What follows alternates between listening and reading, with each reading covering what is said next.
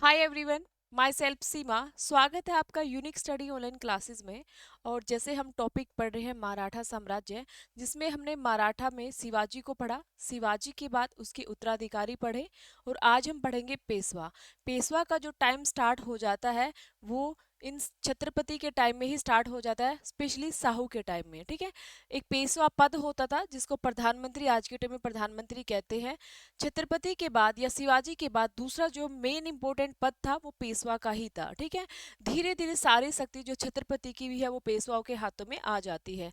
तो वो स्पेशली एक पेशवा का काल कहा जाता है, जिसमें से हम टाइमिंग स्टार्ट करते हैं 1713 और 1818 का वो टाइम रहता है। बीच में जितने भी पेशवा है, मेन तो दो तीन इंपॉर्टेंट है, जैसे बालाजी विश्वनाथ है, बाजीराव प्रथम है, बालाजी बाजीराव है। और उसके बाद हम इसलिए पढ़ते हैं उनको क्योंकि उनके काल में कुछ छोटी मोटी संधियां होती है, और प्रथम आंग्ल मराठा युद्ध, द्वितीय आंग्ल मराठा युद्ध और तृतीय आंग्ल मराठा युद्ध होते हैं। इसलिए हम उनको, जो लास्ट वाले पेशवा हैं, इसलिए उनको पढ़ते हैं। ठीक है।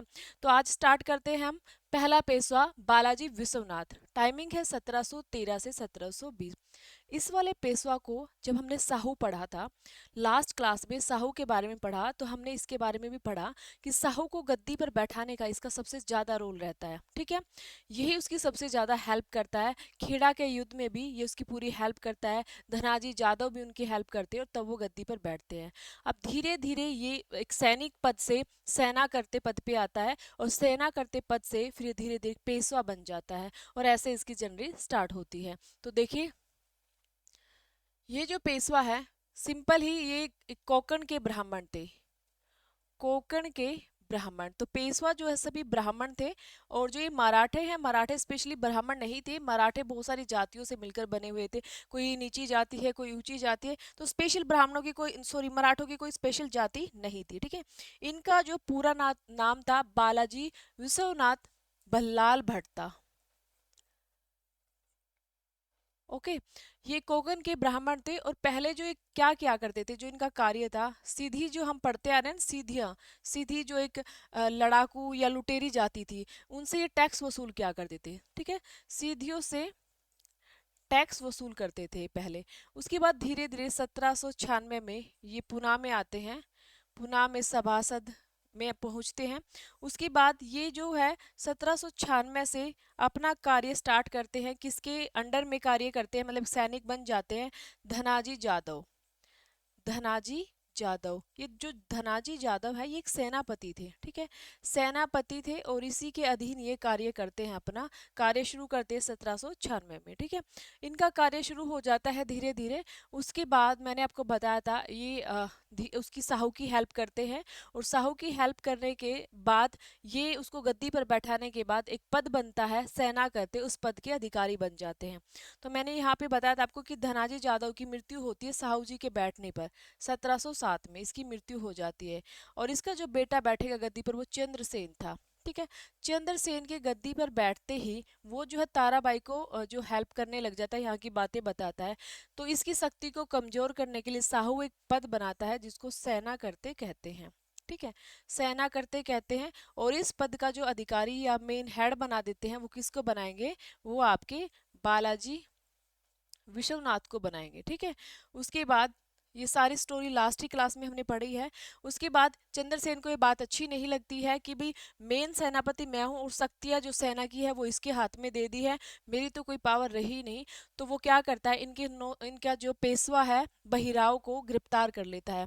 किसके साथ मिलके, ताराबाई के साथ मिलके, और एक कान्होजी आंग्रे था नौसेना का प्रधान, उसके साथ मिलकर तीनों के तीनों क्या करते हैं, चंद्रसेन, ताराबाई और नौसेना का प्रधान कान्होजी आंग्रे, वो साहू के पेशवा जिसका नाम था बहिराव पंत, उसको कैद में कर लेते हैं। जिससे इनको लगता है कि अगर हम इसके पेशवा को पकड़ लेंगे, क्योंकि पेशवा एक मेन व्यक्ति था और जिसके हाथ में पावर होती थी, तो इनको लगा साहू फिर मेरी कुछ ना कुछ बात मान लेगा।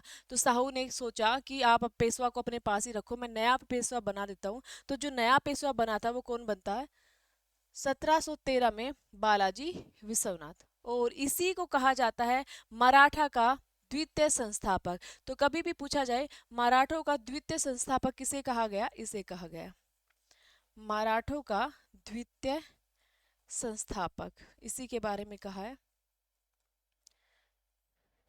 इसके बारे में एक पॉइंट और कहा जाता है, जैसे हमने पढ़ा है 1719 में, 1719 में ये पूरी डिटेल हमने इसके बारे में पढ़ी है। दिल्ली समझौता होता है तो वो इसी के टाइम में होता है, दिल्ली समझौता। और दिल्ली समझौते में क्या होता है, सैयद बंधु और बालाजी विश्वनाथ के बीच एक संधि होती है, जिसमें बहुत सारी बातें होती है कि भी संपूर्ण जो मेन हेड है पूरे पूरे मराठा का, वो कौन रहेगा, साहू रहेगा। ये मुगल मान लेते हैं इस बात को। और कई सारे एरिया उनसे ले लेता है, 6 एरिया दक्कन के, ठीक है, उनसे ले लेता है, जैसे बरार है, बीजापुर है, उसके बाद है हैदराबाद है, ये बहुत सारे एरिया उनसे ले लेता है, 6 दक्कन के 6 एरिया। तो वो सारी चीज़ें हम बार बार डिस्कस नहीं करेंगे, बस यहाँ तक ही पढ़ना है। तो दिल्ली समझौता इसके टाइम में हुआ था, जिसको रिचर्ड टेम्पल ने क्या कहा था, मराठों का मैग्ना कार्टा कहा था, ठीक है। तो ये था बालाजी विश्वनाथ। बालाजी विश्वनाथ के बारे में सिर्फ हमें इनका इतना ही पढ़ना है कि ब्राह्मण थे और पहले पेशवा थे। दिल्ली का समझौता इन्हीं के टाइम में हुआ था। थर्ड जो बात हमें इसके बारे में पढ़नी है, वो ये पढ़नी है कि जो 1713 में पेशवा बनने से पहले इस सेना करते पद पर थे। इससे ज़्यादा और इसके बारे में कुछ भी हमें नहीं पढ़ना है, और साहू के टाइम में थे। उसके बाद नेक्स्ट जो हम पढ़ेंगे वो पढ़ेंगे, इसी का पुत्र था बाजीराव प्रथम, ठीक है। और ये काफ़ी इंपॉर्टेंट है, बाजीराव प्रथम। पहले तो इसके बारे में हमें ये पढ़ना होता है कि जो बाजीराव प्रथम है, ये एक लड़ाकू पेशवा जाना जाता है, ठीक है, लड़ाकू सैनिक के नाम से जाना जाता है। इसका जो मेन मकसद था वो क्या था कि मैं दोबारा से हिंदू उद्धार, हिंदू पातशाही ये, जैसे शिवाजी के बाद अगर कोई सेकंड मराठा आता है तो वो आता है बाजीराव प्रथम, जिसने ये कहा था कि हिंदुओं का दोबारा उद्धार करना या हिंदू पातशाही को स्थापित करना मेरा कर्तव्य है। गोरिल्ला पद्धति जो थी, छापेमार पद्धति जो थी, इसके बाद जो है शिवाजी के बाद फिर जो स्टार्ट हुई है वो बाजीराव प्रथम ने ही की है। इसने एक वृहत महाराष्ट्र, मतलब एक बड़ा सा महाराष्ट्र होना चाहिए, ऐसी इसकी संकल्पना रही है। और ये काफ़ी माइंड, मतलब काफ़ी इसका जो है माइंड काफ़ी यूज़ करता था, हर चीज़ को सोचता रहता था भी कैसे मुझे नेक्स्ट जो पड़ाव है मेरा क्या रहेगा, नेक्स्ट चीज़ें मुझे क्या करनी है। ग्रांड डफ ने इसके बारे में कहा कि ये सिर्फ माइंड से खाका ही नहीं खींचता था, मतलब एक माइंड मेकिंग ही नहीं बनाता था, बल्कि ये उस कार्य को करता भी था, ठीक है। तो हम कहते हैं ना कि हम सोचते रहते हैं हम ये करेंगे वो करेंगे, तो ये जिस चीज को सोचता था उसको तुरंत उस पर एक्शन भी लिया करता था। ग्रांड डफ ने ऐसे इसके बारे में कहा है, ठीक है। तो बहुत सारी बातें हैं जो इसके बारे में कही जाती है कि रिचर्ड ने कहा, रिचर्ड टेम्पल ने कहा कि ये खेमों में ही जो है पैदा हुआ और खेमों में ही लड़ता लड़ता मारा गया, ऐसा इसके बारे में कहा जाता है। तो वो सारी बातें अभी हम पढ़ने वाले हैं। बाजीराव प्रथम के बारे में क्या कुछ खास बातें हैं, और टाइमिंग कब रहेगा बाजीराव प्रथम का। तो बालाजी विश्वनाथ के बारे में हमने पहले से ही पढ़ा हुआ है, ठीक है।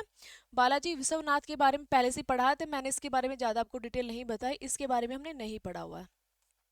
तो किसका पुत्र था भाई, बालाजी विश्वनाथ का पुत्र था, ठीक है।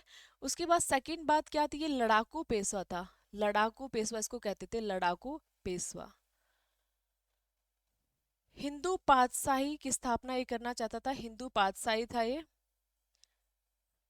नेक्स्ट है वृत्त, मतलब वृत्त, बड़ा महाराष्ट्र, वृत्त महाराष्ट्र की संकल्पना ये लेके चलता था, ठीक है।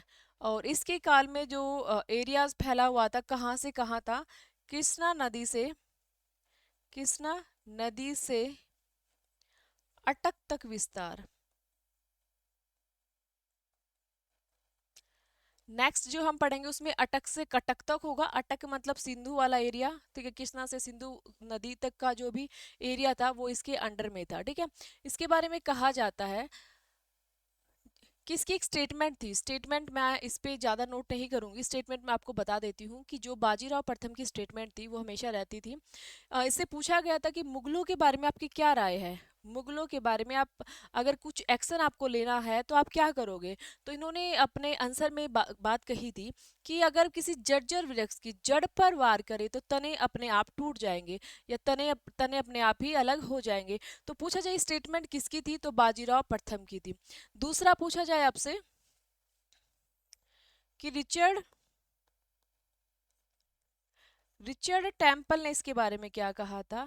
तो रिचर्ड टेम्पल ने कहा था यह खेमों में, मतलब शिविरों में, यह है खेमों में ही जिया, और लड़ते लड़ते खेमों में ही मर गया। और लड़ते लड़ते खेमों में ही मर गया।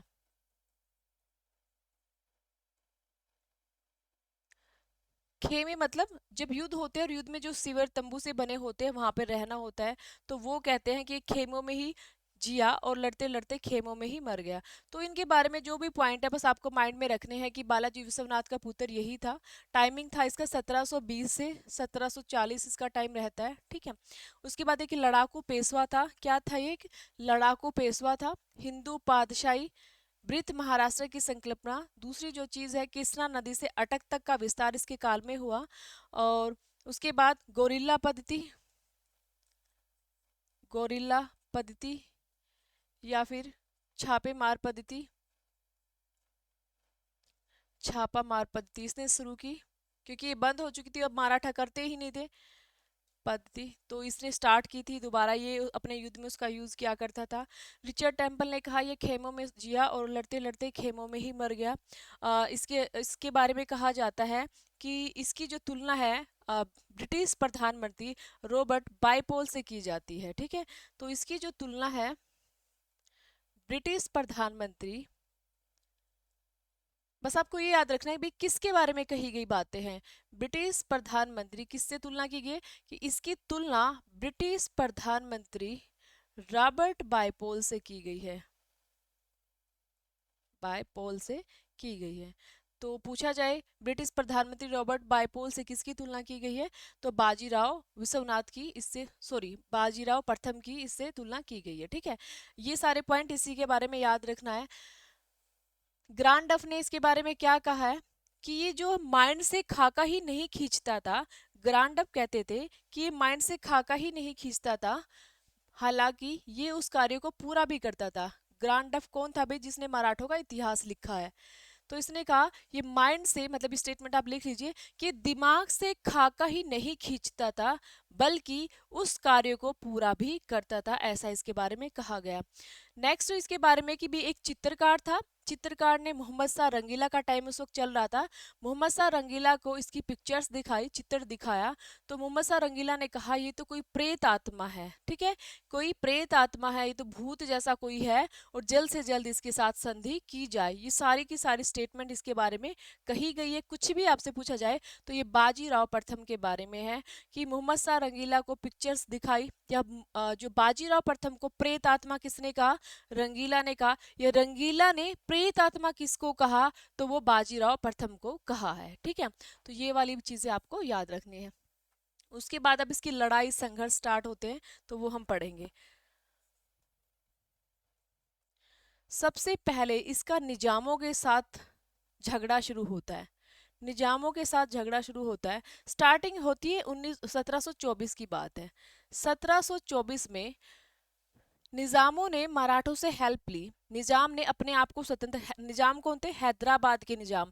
जैसे बंगाल में मुर्शिद कुली खान ने अपने आप को स्वतंत्र किया था, ऐसे ही यहाँ पे हैदराबाद में निजाम ने अपने आप को स्वतंत्र किया था, ठीक है। निजामों ने कहा था कि हम स्वतंत्र होना चाहते हैं, मतलब हम अब मुगलों के अंडर में कार्य नहीं करेंगे। तो वहां पे जो सूबेदार था हैदराबाद में, सबके सूबे जो मुगलों के सब जगह अपने अपने सूबे बने हुए थे और सूबे का एक सूबेदार हुआ करता था। तो वहां पे मुबारिज खां सूबेदार था। यहाँ का जो व्यक्ति था निजाम, उसका नाम था चिनकिलिच खां। चिनकिलिच खां ने जो है विद्रोह कर दिया मुबारिज खां के खिलाफ, ठीक है। मुबारिज खां के खिलाफ जब विद्रोह हुआ तो उसने जो है चिनकिलिच खां ने मराठों से हेल्प मांगी, जिसमें मराठे हेल्प करने के लिए आए और निजाम को जितवा दिया और वापस चले गए, इस शर्त पे कि आप हमें चौथ और सरदेशमुखी जो टैक्स हम लेते हैं वो हमें देंगे। तो इन्होंने उस वक्त तो हाँ भर ली। बाद में इन्होंने टैक्स देने से मना कर दिया और ऊपर से ताराबाई गुट के साथ कहीं ना कहीं ये मिल गए थे। तो इसलिए फिर दोबारा जो है ये जब गद्दी पर बैठता है तो इसने क्या किया, मतलब बैठा तो पहले से था, जब इन्होंने टैक्स देना बंद कर दिया तो इनके साथ युद्ध होता है और उस युद्ध के बारे में हम पढ़ेंगे कि निजामों के साथ युद्ध होगा, जिसको पालखेड़ा का युद्ध बोला जाता है, ठीक है।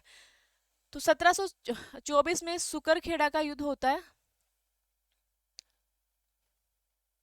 1724 सुकरखेड़ा युद्ध, ठीक है। इस युद्ध में, ये युद्ध हुआ किस किस के बीच था? ये मराठे के बस इतना रोल था, युद्ध तो यो निजामों के बीच था। चिनकिलिच खां, चिन किलिच, इसका नाम है अभी निजाम का चिन किलिच खा। और जो दूसरा व्यक्ति रहेगा वो कौन रहेगा? मुबारिक खां। मुबारिक खां, ठीक है। अब ये इसमें जो है इसकी हेल्प कर रहे हैं वो मराठे कर रहे हैं, ठीक है, मराठे। इस शर्त पर कि आप फिर हमें टैक्स दे दोगे, बाद में चौथ वसूल करने का अधिकार दे दोगे, और ये हार जाता है। अब ये अपना अलग से निजाम, हैदराबाद में निजाम की स्थापना हो जाती है। तो उसके बाद ऐसा होगा कि बीच में ये टैक्स देना बंद कर देंगे। जब ये टैक्स देना बंद करेंगे तो मराठे अब इन पर अटैक करेंगे। तो युद्ध होता है किस किस के बीच? बाजीराव प्रथम, बाजीराव प्रथम और कौन रहेगा? चिनकिलिच खां। जो युद्ध कब होगा? ये होगा 1728 में। तो इसमें विजेत कौन रहेगा? तो ये नॉर्मल सी बात है, यही रहेंगे चिनकिच खा, क्योंकि बाजीराव तो जितने भी युद्ध जीत कर रहा था ना, सब में जीतता ही जा रहा था और आगे बढ़ता हुआ जा रहा था, ठीक है। तो इसके जितने भी युद्ध हम पढ़ेंगे सब में ये जीतता हुआ जा रहा था। तो ये जो युद्ध होता है ये इसको पालखेड़ा का युद्ध बोलते हैं। पालखेड़ लिखा हो या पालखेड़ा लिखा हो, ठीक है, पालखेड़ का युद्ध।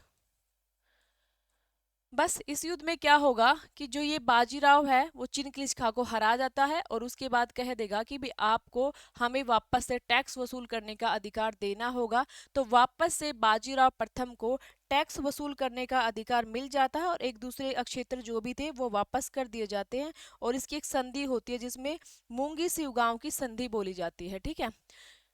आपको ये डेट याद रखनी है 1724, ये याद रखनी है 1728, और फिर होती है 1728 में ही एक संधि। डेट है 6 मार्च 1728। कहीं कहीं मुंशी लिखा होता है और कहीं कहीं मूंगी, मूंगी सिवगांव या मुंशी सिवगांव, ठीक है, मूंगी सिवगांव की संधि। इस संधि में टैक्स लेने का अधिकार मिल जाता है किसको? मराठों को। मराठों को हैदराबाद में चौथ वसूल करने का अधिकार। हैदराबाद में चौथ वसूल करने का अधिकार। चौथ वसूल, चौथ तो आपको पता चल ही गया हो क्या है, हम तब से यही पढ़ रहे हैं। वसूल करने का अधिकार, ये चीज इसको मिल जाती है, ठीक है। यहाँ तक हो गया। उसके बाद एक दूसरे के जो भी क्षेत्र उन्होंने जीते थे वो वापस कर देंगे, ये वाली पॉइंट है, दोबारा समझा देती हूँ। बाजीराव प्रथम और निजाम के बीच जो संघर्ष होता है वो स्टार्टिंग में होती है 1924 से। मराठे हेल्प करते हैं, ठीक है। मराठे सुकरखेड़ा के युद्ध में निजाम की हेल्प करते, अलग से वो अपना शासन स्थापित करना चाहते थे। तो अलग से वो अपने निजाम हैदराबाद में अपना स्वतंत्र राज्य स्थापित करना चाहते थे। उस स्वतंत्र राज्य को स्थापना करने में मराठे उनकी हेल्प करते हैं। मुबारिज खां जो मुगल सूबेदार था उसको हरा दिया जाता है, और इस शर्त पे कि वो मराठों को टैक्स देंगे। तो मराठे अपना टैक्स का अधिकार लेके वहां से चले जाते हैं, और बीच में क्या किया, इन्होंने टैक्स देना बंद कर दिया, जिसलिए बाजीराव प्रथम ने इन पर अटैक किया। जब उस वक्त भी कौन था? चिनकिलिच खां ही था। टाइमिंग क्या था? 1728 था। इस युद्ध में हार जाता है और बाजीराव प्रथम जीत जाता है। युद्ध के बाद ऑब्वियसली एक संधि होती है, संधि में जो जीतेगा उसके पक्ष में रहती है, तो जीतता है बाजीराव प्रथम, उसको वापस से टैक्स का अधिकार मिल जाता है। और बाद में जो क्या होगा, वो जो भी अधिकार थे मतलब एक दूसरे के छीने थे वो वापस कर दिए, सैनिक वगैरह है वो वापस कर दिए गए थे, ठीक है। ये वाली चीजें आपको याद करनी है, ठीक है। नेक्स्ट चलते हैं मालवा के साथ संघर्ष। नेक्स्ट रहेगा मालवा के साथ संघर्ष, ये भी इसी टाइम में रहता 1728। 1728 मालवा के साथ संघर्ष, क्योंकि मालवा पर अब मुगलों का और इनका अधिकार था, ठीक है। मुगलों का और किसका अधिकार था मालवा पर? ये जो थे हैदराबाद के निजाम, कहीं ना कहीं इनका इन पर अधिकार था टैक्स वगैरह लेना, या इनके अंडर में थे। और मालवा को मालवा से चौथ वसूल करना चाहते थे बाजीराव प्रथम या फिर मराठे, ठीक है। पर इन्होंने कहा कि भाई हम नहीं देंगे। तो इसके खिलाफ जो है युद्ध होता है, इसमें बाजीराव प्रथम रहेगा, तो बाजीराव तो रहेगा ही, 40 तक तो यही चलेगा। और उसके बाद रहेगा गिरधर बहादुर, यहाँ पे गिरधर बहादुर, ये जीत जाता है और ये हार जाता है गिरधर बहादुर। तो इसकी हेल्प करने के लिए, मालवा की हेल्प करने के लिए मुगल की तरफ से दो व्यक्ति आएंगे। तो मुगलों के द्वारा भेजे गए दो व्यक्ति, मुगलों ने जयसिंह और मोहम्मद खां बंगस, मोहम्मद खां बंगस, इन दोनों व्यक्तियों को भेजा कि जाओ आप गिरधर बहादुर की हेल्प करो, अपने मालवा की हेल्प करो, जो बाजीराव प्रथम को क्या है, हराओ। तो इन दोनों को भी पराजित कर दिया गया था, ये हार गए थे और बाजीराव प्रथम जीत गए थे। तो मालवा का जो संघर्ष पूछा जाए आपको 1728 में हुआ था और उसके बाद ये काफी लंबा संघर्ष चलता है, ठीक है। 1734 में जो है पिलाजी गायकवाड़ मुगल सेनापति था, 1734 में यहीं पर की बात है, इन्होंने यहाँ पे अधिकार कर लिया। फिर भी ये मतलब क्या कर रहे थे, कहीं ना कहीं मुगल है इन पर अपनी कोशिश कर रहे थे मालवा पर अधिकार करने की। तो 1734 में पिलाजी गायकवाड़, ये पिलाजी गायकवाड़ बाजीराव प्रथम की तरफ से आए थे। गायकवाड़ ने मुगल सेनापति कमरुद्दीन को हरा दिया, मुगल सेनापति कमरुद्दीन को हरा दिया। और उसके बाद इनको क्या मिल जाता है, मालवा का टैक्स वसूल करने का अधिकार। देखो यहाँ पे हमने पढ़ा सबसे पहले 28 में पालखेड़ा का युद्ध, अभी हम पढ़ रहे हैं मालवा के साथ संघर्ष। मालवा के साथ संघर्ष होता है, गिरधर बहादुर और बाजीराव प्रथम है, इसमें जो है इसकी हेल्प करने के लिए जयसिंह और मोहम्मद खां बंगस आते हैं, इनको भी पराजित कर दिया जाता है। फिर ये टैक्स वसूलना शुरू कर देते हैं, फिर से मुगल इसमें एंट्री करनी शुरू करेंगे। तो फिर पिलाजी गायकवाड़ आएंगे, मुगल सेनापति कमरुद्दीन को हरा के और मालवा पर अधिकार कर लेते हैं और मराठों को टैक्स मिलना फिर से शुरू हो जाता है 1735 में, ठीक है। तो पूछा जाए कब मालवा पर अधिकार कर लिया इन्होंने, 1735 में मालवा पर अधिकार कर लिया। अभी तो चलता ही रहेगा अप डाउन, पर डेट पूछी जाए आपसे तो ये आपको याद रखनी है, ठीक है। उसके बाद मालवा के बाद जो आगे स्टार्ट होती है वो होगी बुंदेलखंड की, ठीक है। आगे जो हम पढ़ेंगे वो पढ़ेंगे बुंदेलखंड पे। बुंदेलखंड की जो लड़ाई है वो कब होती है, मालवा पर बार बार जो संघर्ष हो रहा था ना, वो क्यों हो रहा था मालवा को लेके, कि जो मालवा पे ना निजाम भी अपना अधिकार करना चाहते थे और मुगल भी चाहते थे। देखो ये मालवा पर ये ना उत्तर और दक्षिण के मार्ग को जोड़ता था मालवा, और ऊपर ये गुजरात वाले एरिया तटीय क्षेत्र में जाने का मार्ग भी था। तो इसलिए ये दोनों के दोनों इसके पीछे पड़े हुए थे, ठीक है। आगे चलते हैं, आगे जो हमारा रहेगा मालवा के बाद बुंदेलखंड, ठीक है। मालवा के बाद रहेगा बुंदेलखंड, इसकी भी सेम यही डेट रहेगी 1728, सारे 1728 में स्टार्ट हो रहे हैं। बुंदेलखंड भी ऐसे ही मुगलों का एक सूबा था, ठीक है। सब सब अलग अलग होना चाहते थे, तो ये भी एक मुगलों का सूबा था और इसका शासक था जो अभी अभी आया था लड़ने के लिए, मोहम्मद खां बंगस, मतलब इसका सूबेदार था मोहम्मद खां बंगस, जो अभी मुगलों ने भेजा था उसको जयसिंह के साथ। तो मोहम्मद खां बंगस था और यहाँ पे ओरछा का एक बुंदे वो 76 साल था, अपने आप को आजाद करना चाहता था, एक स्वतंत्र जो है राज्य बनाना चाहता था। ओरछा का, ओरछा मतलब जगह, वहां का व्यक्ति का नाम है छत्रसाल, जैसे निजाम, निजाम कोई वंश था और उसका जो व्यक्ति था चिनकिलिच खा, ऐसे करके, ठीक है। तो कंफ्यूज मत हो अगर कि ये क्या है, निजाम क्या है, मराठे क्या। तो जैसे आप मराठे पढ़ रहे हैं ना, ऐसे ही निजाम है, ऐसे ही ये छत्रसाल ओरछा के बुंदेलखंड है, इस तरीके से सब अपने अपने आप को आजाद कर रहे हैं। तो यहाँ पे छत्रसाल अपने आप को आजाद करता है, पर जो वहाँ का सूबेदार होगा तो वो तो इसके लिए जो है एक्शन लेगा ही। तो मोहम्मद खां बंगस, जब जिसके अंडर में वो एरिया था, वो खुद वहाँ का टैक्स वसूल करता था, खुद राज्य करता था। तो वो बुंदेला के जो छत्रसाल को पकड़ लेता है, पकड़ने के बाद उसको पराजित करके कैद कर लेता है। तो जो छत्रसाल है वो मैसेज पहुंचाता है मराठों के पास, मेरी हेल्प कर दीजिए। तो सभी मुसीबत में मराठों को याद कर रहे थे, क्योंकि कहीं ना कहीं उस वक्त मराठे एक अच्छी खासी शक्ति के रूप में सामने आए हुए थे, ठीक है। तो वो आता है, आने के बाद इसकी हेल्प करता है, छत्रसाल को आजाद कराता है और बुंदेलखंड उसको दे देता है। इसके बदले उसको 4 एरिया देगा, वो भाई आपने मेरी इतनी हेल्प की और मुझे एक स्वतंत्र राज्य स्थापित करने का मौका दिया, तो उसको हृदयनगर है, सागर है, कालपी है, 3-4 एरिया देगा। प्लस में मस्तानी थी एक नायिका, सॉरी नर्तकी, वो भी उसको उपहार स्वरूप दे दी जाती है। ऐसा कहा जाता है मस्तानी का उसकी लाइफ में आने के बाद, बाजीराव प्रथम की लाइफ में आने के बाद उसकी जो लाइफ है काफ़ी जो है डिस्टर्ब हो गई थी। मस्तानी के वो अट्रैक्शन में काफ़ी चला गया था और उसकी लाइफ अब युद्ध की तरफ कम जाके और इन सब चीज़ों की तरफ, मतलब अपना माइंड डाइवर्ट होने लगा था, पुना में भी नहीं जाता, मस्तानी के चक्कर में ही रहता था। कहते हैं मराठों में बाजीराव प्रथम काफी बदनाम हुआ था मस्तानी को लेकर, ठीक है। तो हम पढ़ते हैं बुंदेलखंड के बारे में। बुंदेलखंड 1728 में, ठीक है, यहाँ में ओरछा का छत्रसाल ने अपने आप को, छत्रसाल ने अपने आप को स्वतंत्र कर लिया, स्वतंत्र। और यहाँ का जो सूबेदार था बुंदेलखंड का, वो था मोहम्मद खां बंगस। मोहम्मद खां बंगस। अब ये जो मोहम्मद खां बंगस है, तो ये क्या करेगा, ये छत्रसाल पर अटैक करेगा और छत्रसाल को पराजित करके कैद, छत्रसाल को पराजित कर कैद कर लेगा, पराजित कर कैद। नेक्स्ट है भाई, छत्रसाल को इसने पकड़ लिया, फिर छत्रसाल जो हेल्प लेगा किससे लेगा, मराठों से। ठीक है, मराठों से हेल्प लेगा तो कौन आएगा भाई मराठों की तरफ से, बाजीराव प्रथम। बाजीराव प्रथम ही है अभी तक, तो बाजीराव प्रथम आएगा और बाजीराव प्रथम मोहम्मद खां बंगस को हरा देगा। ठीक है, हरा दिया। और उसके बाद जो छत्रसाल को ये है बुंदेलखंड दे दिया। उसके बाद क्या होता है, छत्रसाल खुश हो जाता है कि भाई इसने मेरे को एक नया जीवन दिया है, नई आज़ादी दी है, तो मेरा भी कुछ फर्ज बनता है कि मैं भी इसको कुछ दे दूं। ठीक है, तो ये जो है इसको एरिया देगा। और पूछ लेते कई बार कि इसको कहाँ बंद कर दिया था, जैतपुर किले में, किले में इसको बंद कर दिया था। ठीक है, उसके बाद जो छत्रसाल है वो क्या क्या उपहार स्वरूप क्या क्या देता है बाजीराव को, उपहार स्वरूप बाजीराव को क्या देगा, झांसी, कालपी, सागर, हृदयनगर। ये चार एरिए थे, कहाँ के एरिए थे, ये चारों के चारों जो एरिए थे वो थे बुंदेलखंड के। बुंदेलखंड के चार अक्षेत्र थे जिनको बाजीराव प्रथम को दे देता है। और साथ में कौन देगा, मस्तानी नर्तकी।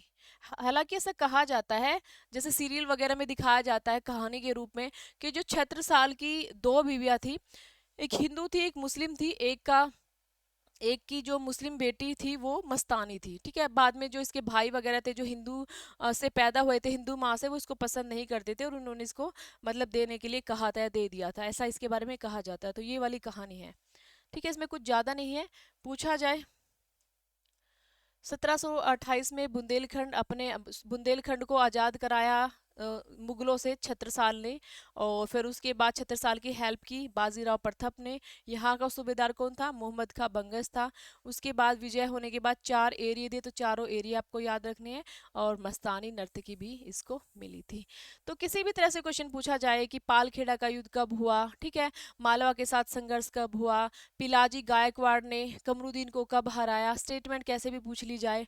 ठीक है, मालवा पर जो है अधिकार 1735 में हुआ।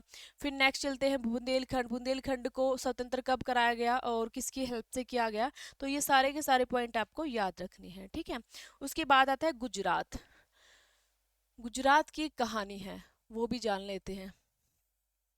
गुजरात की कहानी ये है कि गुजरात से ये लड़ाई नहीं करते थे, यहाँ टैक्स वसूल करते थे। ठीक है, टैक्स वसूल यहाँ करेंगे, तो टैक्स वसूल करेंगे तो किसी अधिकारी को छोड़ा जाएगा। ठीक है, त्रिम्बक राव दभादे यहाँ पे टैक्स वसूल करता था, ये मराठों की तरफ से था। त्रिम्बक राव दभादे ये व्यक्ति था जो जैसे कहीं भी है, पूरा एरिया है, बहुत सारी जमीन है, बहुत सारा एरिया है, वहां पे टैक्स वसूल करने बाजीराव प्रथम तो खुद नहीं जाएगा, तो ना किसी किसी को छोड़ेगा वो। तो उसने क्या किया, तो यहाँ पे जो व्यक्ति जाता है वो कौन जाता है, त्रिम्बक राव दभादे। त्रिम्बक राव दभादे यहाँ पे टैक्स लेता है, पर उसको ये लगेगा कि इन्होंने ना मालवा को भी जीत लिया, मेरा मानना है गुजरात और मालवा दोनों मुझे मिल जाए। और ये इसको लालच आने लग जाता है, और ये जब इसको नहीं मिलता तो ये जाके किसको मिल जाता है, निज़ाम को भी, निज़ाम आप मेरी हेल्प करो और मुझे मराठों के खिलाफ बगावत करनी है। मतलब मराठों का ही व्यक्ति था और उसके खिलाफ बगावत करता है। इस बात से जो है मराठे जो है बाजीराव प्रथम नाराज हो जाते हैं और इसको पकड़ा जाता है, त्र्यंबक राव को इसको हरा दिया जाता है और इससे ये एरिया छीन लिया जाता है। और ये वाला जो एरिया है वो किसको दे दिया जाएगा, पिलाजी गायकवाड़ जो अभी हमने पढ़ा था, वो भरोसेमंद व्यक्ति था इनका, उसको ये वाला एरिया दे दिया जाता है। और बाद में 1738 में क्या होगा, इसको अपने में ही मिला लिया जाएगा, पूरे के पूरे गुजरात को। अभी तो टैक्स ही ले रहे थे, फिर मिला लिया जाएगा। ठीक है, तो देखिए यहां से ये चौथ वसूल करते थे, चौथ वसूल करते थे, जिसमें कौन करता था, त्र्यंबक राव दभादे। ठीक है, इसने यहाँ से टैक्स वसूल लेना मतलब लेके सारा जो भी इसका कमीशन वगैरह रख के ये इसको दिया करता था। ठीक है, फिर क्या होता है, इसने क्या किया, इसने इसके लिए मराठों के लिए बगावत की। इसने कहा मुझे गुजरात और मालवा दोनों चाहिए, क्योंकि मालवा को भी आपने अधिकार में ले लिया, मुझे ये दोनों चाहिए। और जब इसको नहीं मिलता तो ये त्र्यंबक राव निजाम के साथ मिल जाता है, निजाम के साथ मिल जाता है, निजाम के साथ मिलकर विद्रोह। अब विद्रोह में कौन सा इसको छोड़ा जाएगा, ठीक है। जो त्र्यंबक राव दभाते हैं गुजरात और मालवा दोनों की मांगता है, और इनके लिए क्या करता है कि भी दोनों का जो टैक्स वसूली है मुझे दे दीजिए, बाकी फिर जो है मैं अपने आप देख लूंगा क्या कुछ करना अपने हिसाब से। तो यहाँ पे ये इसको हरा दिया जाता है। 1731 में डभोई का युद्ध होता है, ठीक है। डभोई का युद्ध, डभोई का युद्ध, बस इतना ही याद रखना है। 1731 की बात है ये।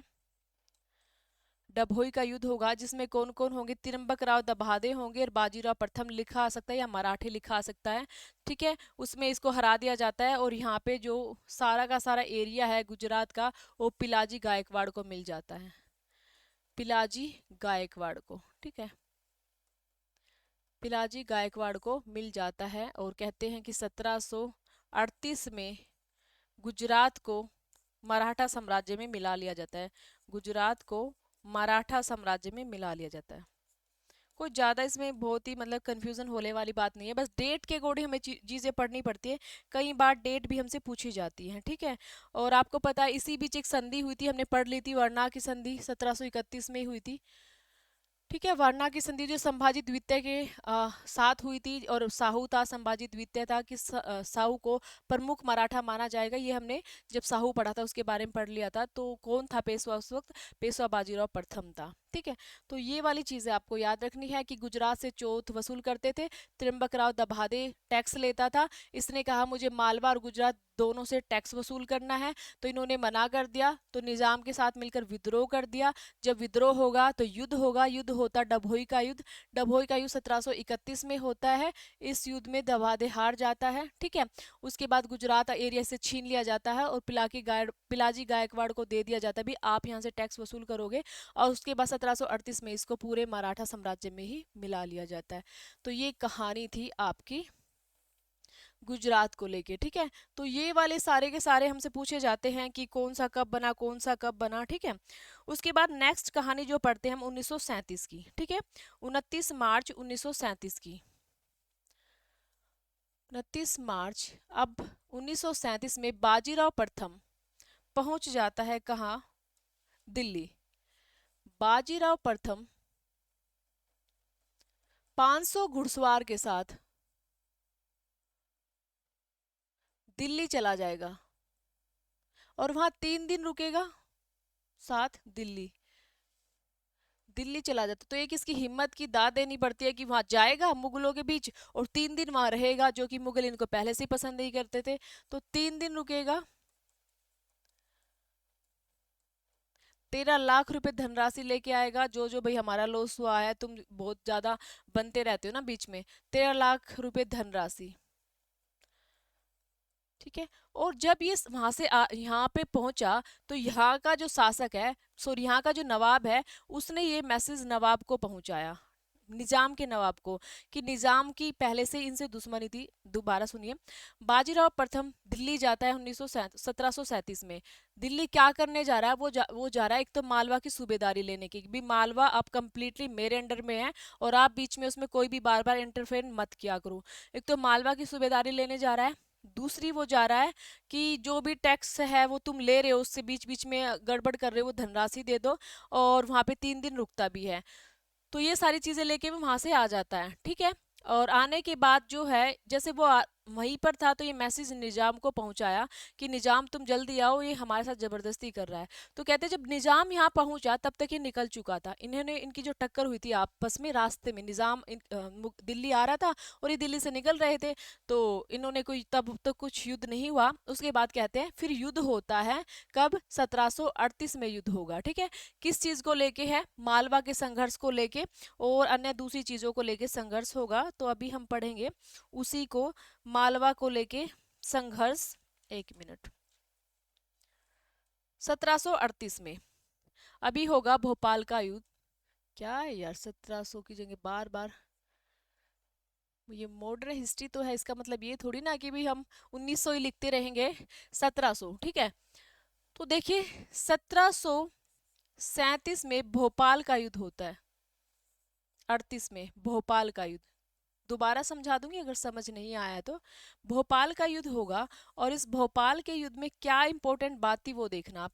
भोपाल के युद्ध में एक तरफ बाजीराव प्रथम था, बाजीराव प्रथम, और दूसरी तरफ जो था वो निजाम थे और मुगल बादशाह। हमें मेनली क्या याद रखना है, हमें मेनली याद रखना है कि निजाम मतलब किस किस के बीच हुआ, मराठों और निजाम के बीच, और मुगल बादशाह भी था। 1738 भोपाल का युद्ध है, बहुत बार एग्जाम में पूछा जाता है, ठीक है। और इनकी तरफ से ये अभी चिनकिलीज खाई था, यही चल रहा है अभी, ये कहीं नहीं गया, मरा नहीं है। अब दोबारा समझा देती हूँ आपको।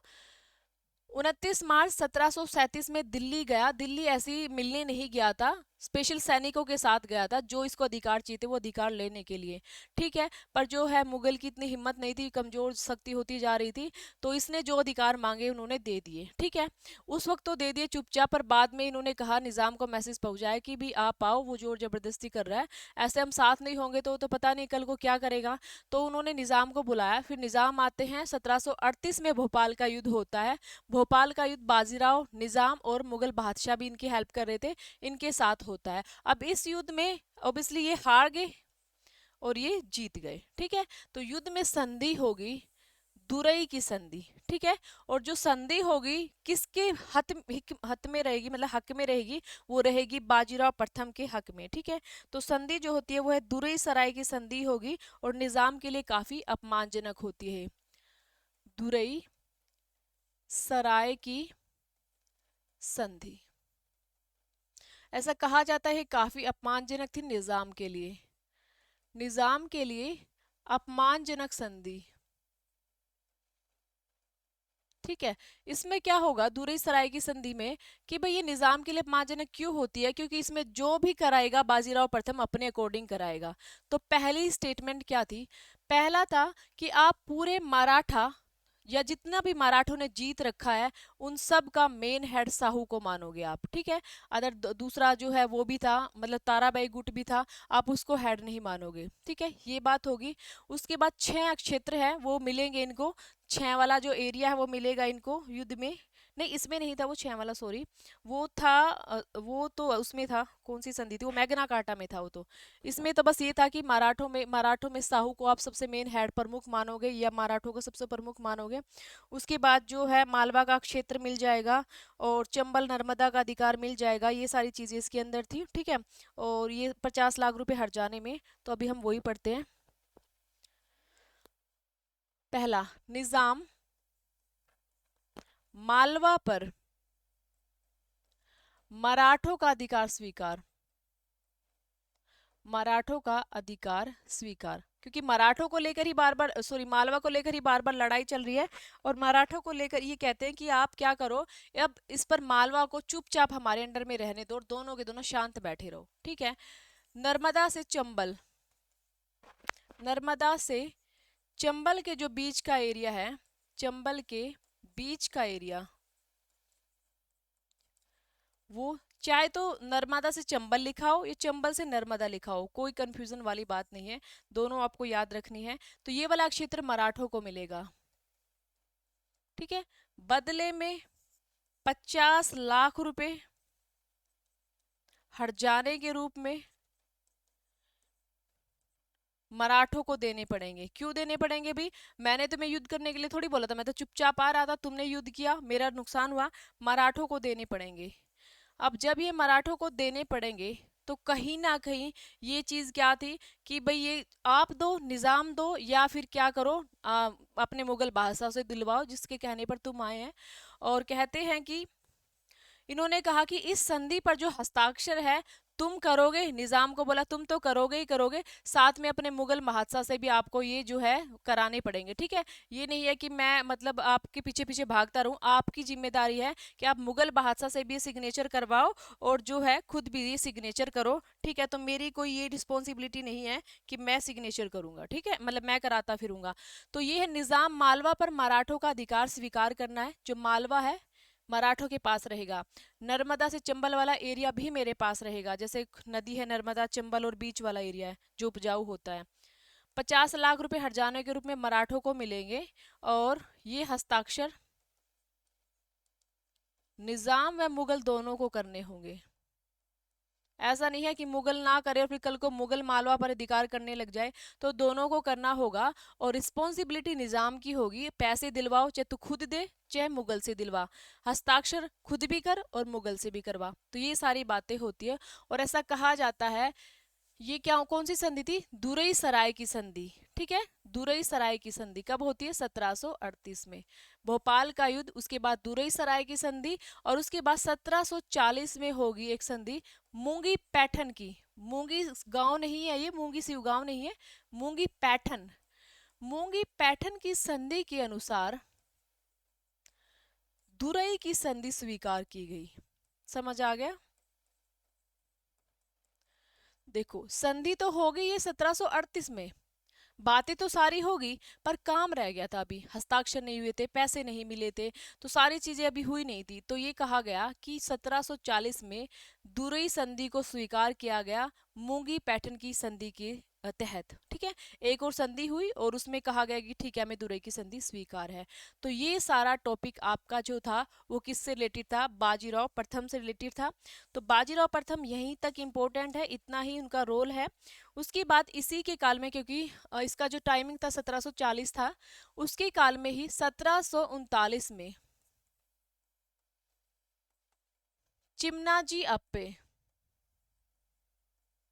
चिमनाजी आप्पे या चिमनाजी अप्पे कुछ भी लिख सकते हैं। ठीक है, चिमनाजी आप्पे जो थे ना, वो क्या रोल था उनका चिमनाजी आप्पे का, कि इन्होंने 1739 में पुर्तगालियों को, सिद्धियों को अपने अंडर में कर लिया था। ठीक है, पुर्तगाली सिद्धि, सिद्धि पुर्तगाली अपने अधीन, मतलब इन पर कब्जा।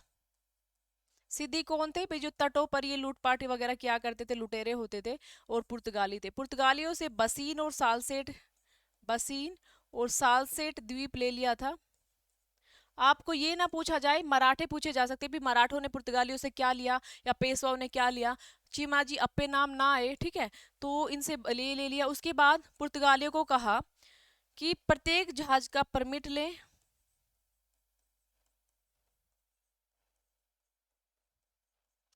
दूसरी बात क्या कहेगी भी, आप जहाज का परमिट तो लोगे ही, साथ में सारी बंदरगाह, जो भी आप बंदरगाह होती है उनका टैक्स दोगे। ठीक है, बंदरगाह का से टैक्स देना। ये सारी बातें इनके साथ होती है, किसके बीच? पुर्तगालियों के बीच होती है। सिद्धियों पर कब्जा कर लेते हैं, इन वाले जो द्वीप थे पुर्तगालियों पर, इन पर कब्जा कर लिया जाता है। और उसके बाद 2.5 लाख रुपए राजस्व भी इनसे ले लिया पुर्तगालियों से। कितना? 2.5 लाख वार्षिक टैक्स भी इन्होंने इससे ले लिया था। तो ये वाले पॉइंट आपको याद रखने इससे रिलेटेड। ठीक है, और उसके बाद जो है इसने 5 वो बनाए थे, क्या बोलते हैं, संघ, मराठा संघ। ठीक है, तो अभी हम उनके बारे में पढ़ेंगे। 5 मराठा संघ कौन से थे, कि 5 मराठा संघ ही पढ़ेंगे, फिर उसके बाद क्लास काफी बड़ी हो जाएगी, दूसरी क्लास में करेंगे। इसने अपने मरने से पहले 5 मराठा संघ बनाए, सॉरी नोट 5, 4 ही थे, मराठा संघ बनाए थे। मराठा संघ किसने बनाया है? बाजीराव प्रथम ने। बाजीराव प्रथम। देखिए, एक तो इंदौर, एक बड़ौदा, नागपुर और एक ग्वालियर। इंदौर में होलकर थे, होलकर। बड़ौदा में जो है वो कौन थे? यहाँ पे नागपुर में थे भोसले। ग्वालियर में थे कौन थे? सिंधिया। पता है क्या, कई बार ये मिलान करने के लिए पूछा जाता है, अभी मिलान कीजिए आप। ठीक है, मिलान कैसे करना है, तो ये कई बार मिलान करने के लिए पूछा जाता है। गायकवाड़ ये क्या थे? ये वाले जो है एरिया थे, ये वंश थे, और ये संस्थापक थे। देखो, ये तो अक्षेत्र थे, ये वंश थे, संस्थापक। बहुत बार आ जाता है क्वेश्चन संस्थापक। ठीक है, होलकर में मल्हार राव होलकर है, मल्हार राव होलकर। ठीक है। गायकवाड़ में, ठीक है, भोसले में है रघुजी भोसले।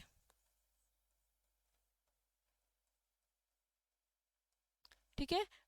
राणा जी सिंधिया, या राणा लिखा होता है या राणा लिखा होता है, राणा या फिर राणा सिंधिया, ये कौन थे? इंदौर हो गया, बड़ौदा हो गया, नागपुर होगा, ग्वालियर, होलकर, गायकवाड़, भोसले। ठीक है। उसके बाद संस्थापक में मल्हारा होलकर। ये गायकवाड़ वही है जो हम बार बार पढ़ते आ रहे हैं, पिलाजी गायकवाड़। गायकवाड़, ठीक है। तो ये चीजें याद रखनी है।